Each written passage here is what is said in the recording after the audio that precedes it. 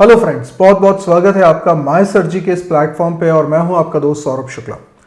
दोस्तों, यहां पर हम लोग विजुअल स्टूडियो को डाउनलोड कर चुके हैं, इंस्टॉल करना अभी बाकी है। पर बीच में मैं एक टॉपिक डिस्कशन के लिए ले रहा हूं और वो ये है कि विजुअल स्टूडियो और विजुअल स्टूडियो कोड ये दोनों अलग अलग चीज़ें हैं और इनमें क्या फ़र्क है। आज हम इसको डिस्कस कर लेते हैं, क्योंकि अक्सर लोगों को ये बहुत कन्फ्यूजन रहता है कि ये दोनों सेम बात है कि अलग, और नाम भी बड़े मिलते जुलते हैं, इसलिए हमको लगता है कि क्या कोई फ़र्क है भी इसमें कि नहीं है। जैसे हम लोगों ने जब डाउनलोड किया था, आपको याद होगा, तो हम लोग इस तरीके से गए थे। ये वाली स्क्रीन हमको दिख रही थी और यहाँ पर आप देख रहे थे विजुअल स्टूडियो अलग एक ऑप्शन है और विजुअल स्टूडियो कोड एक अलग ऑप्शन है और विजुअल स्टूडियो फॉर मैक एक अलग ऑप्शन है। मैंने ये विजुअल स्टूडियो और विजुअल स्टूडियो फॉर मैक ये दोनों ऑप्शन के बारे में आपको बता दिया था कि विजुअल स्टूडियो फॉर मैक में क्योंकि डॉटनेट फ्रेमवर्क नहीं आता, डॉटनेट कोर आता है, इसलिए इसका इंस्टॉलेशन का अलग सॉफ्टवेयर है और ये इंस्टॉलर अलग है। लेकिन विजुअल स्टूडियो कोड ये बिल्कुल ही अलग है, ठीक है। ये चीज़ बिल्कुल अलग है, इसलिए कि नाम दोनों के सेम होते हैं, इसलिए लोगों को कन्फ्यूजन है।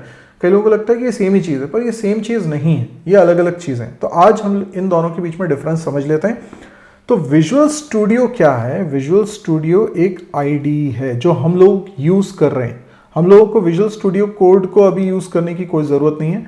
ये है कोड एडिटर, ठीक है।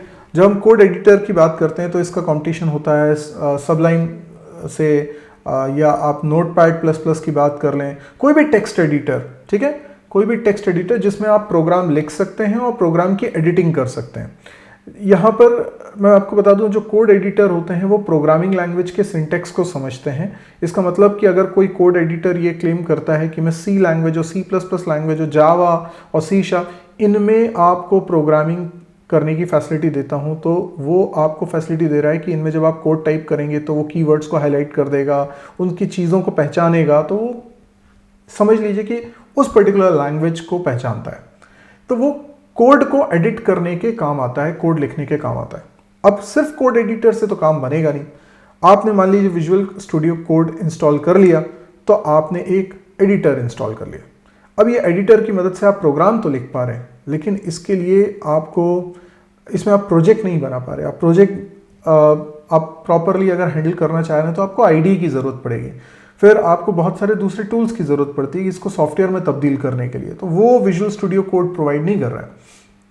तो visual studio code is just an editor, small thing, and ID is a big thing. ID क्या है? आईडी एक ऐसा सॉफ्टवेयर है जिसमें कोड एडिटर भी होता है, डिबगर भी होता है, ठीक है, और वो सारे नेसेसरी डेवलपमेंट टूल्स होते हैं जिनकी मदद से सॉफ्टवेयर बनता है। तो ID is a big thing, ठीक है, उसमें कोड एडिटर भी एक चीज होती है। तो अगर मैं आईडी को इंस्टॉल कर रहा हूं विजुअल स्टूडियो, तो फिर मुझे कोड एडिटर अलग से इंस्टॉल करने की जरूरत नहीं, इसलिए आपको विजुअल स्टूडियो कोड यूज नहीं करना है, आपको विजुअल स्टूडियो यूज करना है, ठीक है। अब और क्या फर्क है यहां पर? फर्क यह है कि विजुअल स्टूडियो कोड जो है वो फ्री है, फ्री है, क्रॉस प्लेटफॉर्म है, ठीक है, क्रॉस प्लेटफॉर्म है और फास्ट भी है, ठीक है। ऑब्वियस सी बात है, इसके काम लिमिटेड है तो फास्ट तो होगा ही, ठीक है। आईडी कंपैरेटिवली स्लो है, हैवी है, ठीक है। और अब मैंने आपको बताया 3 तरह के एडिशन इसमें आते हैं, कम्युनिटी एडिशन, प्रोफेशनल है, एंटरप्राइज है। तो इसमें कम्युनिटी एडिशन फ्री है, अदरवाइज बाकी के दोनों एडिशन पेड है, ठीक है। तो अभी मैं ना तो फ्री लिख रहा हूँ ना पेड लिख रहा हूँ, मैंने आपको बात बता दी कि एक एडिशन फ्री है और बाकी एडिशन पेड है। लेकिन जो विजुअल स्टूडियो कोड है वो तो फ्री ही है। विजुअल स्टूडियो मैंने आपको बताया, विजुअल स्टूडियो जो है वो भी तीनों के लिए आता है ना, यानी विंडोज़ के लिए, मैक के लिए, लिनक्स के लिए। लेकिन आपको पता है कि डॉटनेट फ्रेमवर्क और डॉटनेट कोर अलग अलग चीज़ें हैं और मैक पे अगर इंस्टॉल करेंगे तो फिर डॉटनेट कोर वहाँ पर चाहिए होगा। विजुअल स्टूडियो कोड जो है वो भी तीनों के लिए आता है, विंडोज़ के लिए, मैक ओएस और लिनक्स। और डॉटनेट फ्रेमवर्क की ज़रूरत नहीं है विजुअल स्टूडियो कोड के साथ। मतलब विजुअल स्टूडियो कोड अगर मैं यूज़ कर रहा हूँ तो इसका मतलब ये ज़रूरी नहीं है कि मुझे डॉटनेट फ्रेमवर्क भी चाहिए, लेकिन विजुअल स्टूडियो यूज़ कर रहा हूँ तो मुझे डॉटनेट फ्रेमवर्क चाहिए या डॉटनेट कोर चाहिए। तो अगर आप विंडोज़ मशीन को यूज़ कर रहे हैं, जो विजुअल स्टूडियो कम्युनिटी जिन लैंग्वेजेस को सपोर्ट करती है उनमें से किसी लैंग्वेज में आप प्रोग्रामिंग कर रहे हैं, तो फिर आपको विजुअल स्टूडियो कोड, जिसको आप शॉर्ट में बोल सकते हैं VS कोड, इसको इंस्टॉल करने की ज़रूरत नहीं है। VS कोड की आपको ज़रूरत कब पड़ सकती है? जब आप किसी ऐसी प्रोग्रामिंग लैंग्वेज में काम कर रहे हैं जिसको विजुअल स्टूडियो सपोर्ट नहीं कर रहा है, तब आपको उसकी ज़रूरत पड़ेगी, लेकिन अदरवाइज आपको ज़रूरत नहीं पड़ेगी। तो आई होप आपको समझ में आ गया होगा, विजुअल स्टूडियो अलग चीज़ है और विजुअल स्टूडियो कोड अलग चीज़ है।